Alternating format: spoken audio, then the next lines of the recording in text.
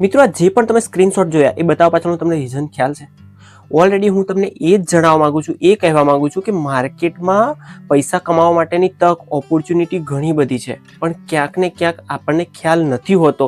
એના કારણે આપણે રોદડા રડતા હોઈએ છીએ. મિત્રો, હા, રોદડા જ રડીએ છીએ કે આપણી જોડે પૈસા નથી, પૈસા કઈ રીતના કમાવા. કારણ કે આજના ટાઈમનો મેન પ્રશ્ન છે, કોઈ પણ જગ્યાએ તમે ઘરથી બહાર નીકળો એટલે પૈસાની જરૂરિયાત પડે જ. મિત્રો, આજના સમયમાં તમને ખ્યાલ જ હશે કે ઓલરેડી માઇક્રો ફાઇનાન્સ લોન હોય કે કોઈ પણ પ્રકારની પર્સનલ લોન હોય, યા તો કોઈ ફાઇનાન્સ હોય, યા તો કોઈ બેંક સેક્ટર હોય, ટૂંકમાં જે પણ ફાઇનાન્શિયલ ઇન્ડસ્ટ્રી છે એના દ્વારા લોન પ્રોવાઈડ કરવામાં આવે છે. ત્યારે ક્યાંક ને ક્યાંક જે પણ વ્યક્તિગત રીતે જાહેરાત કરવા માટે લોકો ગામડામાં ઘરે આવતા હોય છે, કે જેનું સીધું સિમ્પલ ઉદાહરણ મિત્રો એ છે કે 10 મહિલાઓના ગ્રુપમાં કે 5 મહિલાઓના ગ્રુપમાં આજના ટાઈમે માઇક્રો ફાઇનાન્સ કરી આપવામાં આવે છે, કે જેમાં એક વ્યક્તિને એટલે કે પર મહિલાને મિનિમમ 25-30 હજારથી લઈને લાખ રૂપિયા સુધીનું ધિરાણ કરવામાં આવે છે. પણ તમે કોઈ દિવસ એવી કલ્પના કરી છે કે જ્યારે શરૂઆતના આજથી 15-20 વર્ષ પહેલાની વાત કરું કે જ્યારે આપણે કોઈ પણ જગ્યાથી લોન લેવી હોય તો એના માટે ઘણા બધા ડોક્યુમેન્ટ્સની ઓલરેડી જરૂરિયાત પડતી હતી.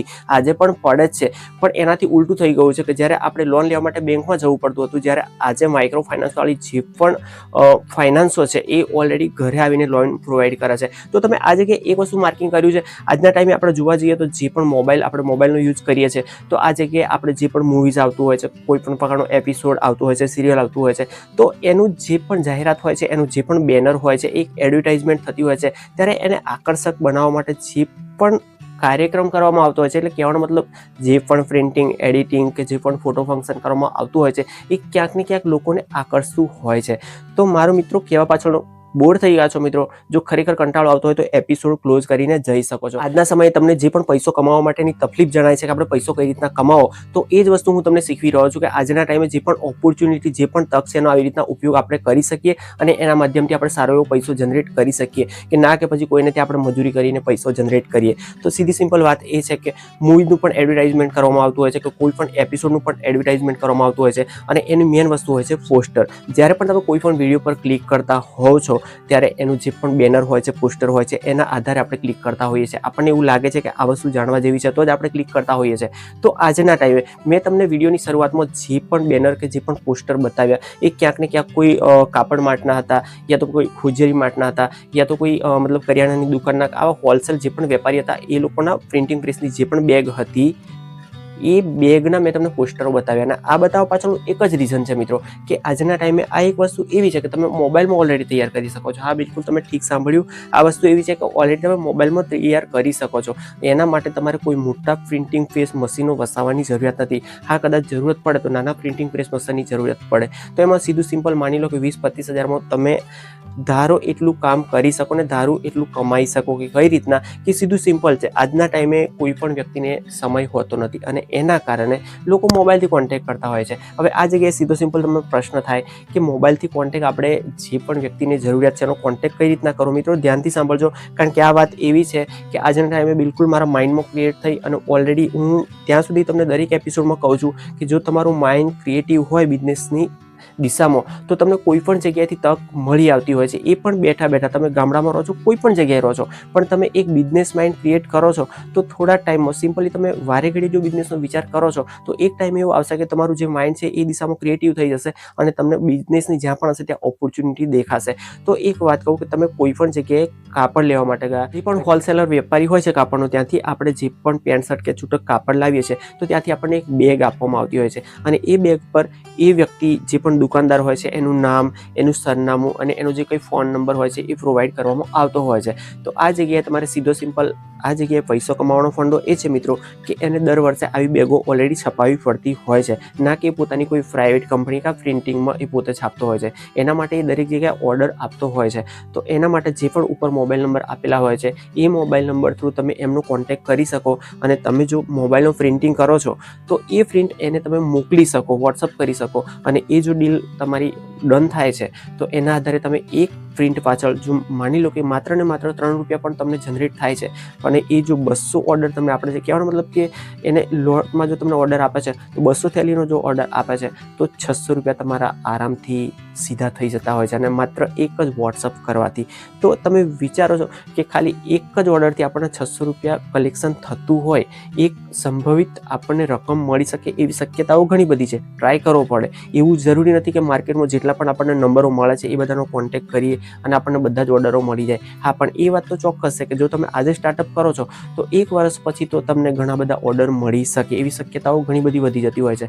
કારણ કે તમે જો 10 જણને પૂછો છો તો એમાંથી 2 જણ તો ઓલરેડી તૈયાર થઈ જ જતા હોય છે. અને આવી રીતના આપણે વારે ઘડીએ બજારમાં જતા હોઈએ છીએ તો ઘણી જગ્યાએ બેનરો પણ ઘણા બધા એવા માર્યા હોય છે કે જે લોકો પોતાની જે પણ વસ્તુઓ સેલિંગ કરતા હોય છે તો ક્યાંક ને ક્યાંક થોડી વધુ વસ્તુઓ ગ્રાહક ખરીદતું હોય છે ત્યારે પોતાના એડવર્ટાઇઝમેન્ટ માટે એ લોકો જે પણ પોતાની બેગ હોય છે જોડે આપતા જ હોય છે. તો એના પર પણ એ લોકોને પ્રિન્ટિંગ કરાવવાની જરૂરિયાત પડતી હોય છે.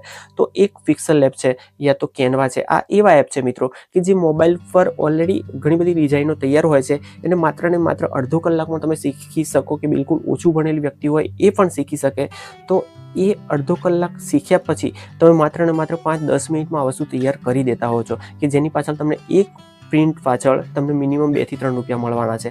તો એકવાર પ્રિન્ટ બનાવ્યા પછી માત્ર એની કોપી જ કરવાની હોય છે. તો એકવારની તમારી ખાલી 10-15 મિનિટ કે અડધો કલાકની મહેનત તમને ક્યાં સુધી પૈસા અપાવી શકે, કેટલું તમે કમાઈ શકો એ આપણે કલ્પના પણ નથી કરી શકતા. અને એ જ વસ્તુ આજે માર્કેટમાં ઓલરેડી ચાલી રહ્યું છે. એટલે જ ક્યાંક ને ક્યાંક તમે દરેક વિડીયોમાં જોયું હશે કે લોકો એડિટિંગની વાત કરતા હોય છે. મિત્રો આજના ટાઈમે ઘણા બધા એપ એવા અવેલેબલ છે કે યુટ્યુબ પર ઘણા બધા વિડીયો એવા અવેલેબલ છે કે જેના આધારે આપણે સામાન્ય એડિટિંગ તો ઘરે બેઠા જ શીખી શકીએ. એની પાછળ પછી ખર્ચો કરીને કોઈ કોર્સ કરવાની જરૂરિયાત નથી. અને આ એડિટિંગ એવું છે કે જેના માધ્યમથી આપણે કોઈનો યુટ્યુબ વિડીયો એડિટિંગ કરીને પૈસા કમાવી એ વસ્તુ દૂરની વાત છે.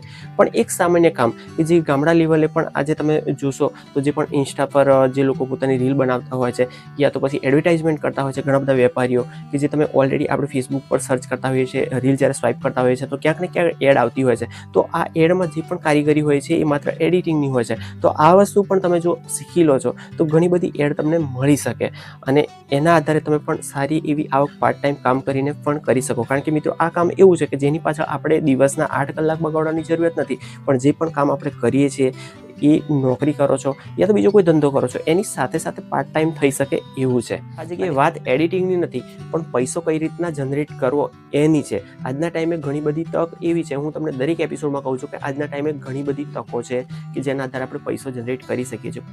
કોઈ પણ પ્રકારની જરૂરિયાત જો તમે પૂરી કરી દો છો તો પૈસો જનરેટ થઈ જતો હોય છે. મિત્રો વાત એ પણ ચોક્કસ છે ધંધો કોઈ પણ તમે કરો પણ જો ઇમોશનલી કરશો, ઇમોશનલી માત્ર એટેચમેન્ટ હોવું જોઈએ કે જે માત્ર પૈસાની લેવડ દેવડમાં ના આવવું જોઈએ. અને એના માટે આપણે પ્રેક્ટિકલી જીવવું જોઈએ. જો પૈસો આપણે માની લો કે 50 રૂપિયાનું કામ થયું છે તો ઓલરેડી 50 રૂપિયા આપણે લઈ લેવા જોઈએ. તો ઇમોશનલી તમે એવું વિચારો છો કે સામેની વ્યક્તિ 50 રૂપિયા આપવા માટે સક્ષમ નથી અને ત્યાં આપણે જો 30 રૂપિયા કે 35 રૂપિયા લીધા તો એ જ આપણી મૂર્ખામી છે અને એ જ વસ્તુ ક્યાંક ને ક્યાંક મને નડી છે. અને એના કારણે તમે જે પણ ધંધો આમાં ગ્રો કરવા માંગો છો એ નથી કરી શકતા. તો આજના ટાઈમે પ્રેક્ટિકલી જે પણ લાગતું વળગતું હોય લેવડ દેવડ તો કરી જ લેવું જોઈએ. ભાઈ સામેની વ્યક્તિ કેપેબલ પૈસા આપવા માટે છે કે નથી. કેપેબલ ઓલરેડી હોય જ છે. બાકી કોઈ પણ માણસ આજના ટાઈમે જો ગરીબ છે એની જોડે પૈસો નથી મિત્રો તો ક્યાંક ને ક્યાંક એ પોતાના કારણે જ છે. કારણ કે આજના ટાઈમે ઘણી બધી તક એવી છે કે જેના આધારે પૈસો ઓલરેડી જનરેટ થઈ રહ્યો છે. મિત્રો ખોટું લગાડવા જેવી વાત નથી પણ ક્યાંક ને ક્યાંક આ કડવી સચ્ચાઈ છે કે આજના ટાઈમે ઘણી બધી તક હોવા છતાં પણ આપણે વેલ એજ્યુકેટેડ હોઈએ છીએ, ઘણું બધું જાણતા પણ હોઈએ છીએ પણ આપણું મન ક્યાંક ને ક્યાંક ના પાડતું છે કે આ બધી વસ્તુમાં પડવા જેવું નથી, આ વસ્તુ આપણે કરવા જેવી નથી. ક્યાંક આપણે રાહ જોઈને બેઠા હોઈએ છીએ કે ઓલરેડી ક્યાંક કામ તૈયાર આપણને મળી જાય અને એનું આપણે પેકિંગ કરીને રિટર્ન આપી દઈએ ક્યાં તો બીજું અધૂરું કામ પૂરું કરીને આપી દઈએ અને આપણને પૈસો જનરેટ થઈ જાય. પણ ક્યાં સુધી મિત્રો આ બધી વસ્તુની આપણે રાહ જોતા રહીશું તો લોકો આપણો ઉપયોગ કરશે.